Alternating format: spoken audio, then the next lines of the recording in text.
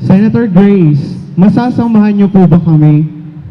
Hindi lang ninyo ako kasama, ipaglalaban ko pa kayo. Yan ang talaga ko. Ma'am, bilang patunay po mo, pwede po kaming makipag-selfie with the crowd. Sure. Selfies, more selfies, and references to pop culture. Sa Pilipinas, ang internet ay 2 Mbps.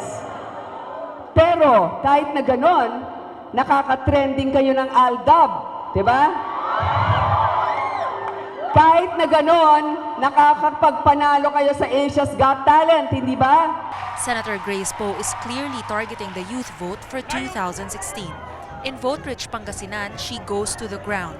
She reiterates she is a Filipino and asks her critics to stop bullying her.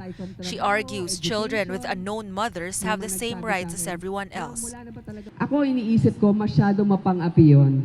Unang-una, napaka-imposible naman na ang mga foreigner ay pupunta pa sa Iloilo para lamang manganak at iwanan ang bata doon.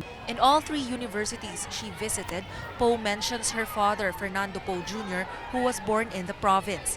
After all, she emerged as the top candidate in the province in 2013. Poe also visits the hometown of FPJ in San Carlos City.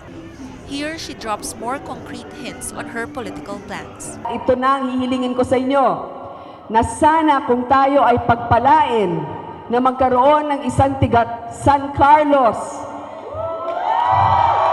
Pangasinan, kung saan man, matulak natin na magkaroon ng libreng pananghalian ng mga bata sa paaralan. The Vote-Rich Pangasinan province is crucial in the political careers of father and daughter. In 2004, FPJ won against then-incumbent President Gloria Arroyo, despite charges of election cheating against the administration. In 2013, Poe got more than 800,000 votes here. Poe clearly knows she has a stronghold in the province, and it's an ideal place to start. Camila Lemia, Rappler, Pangasinan.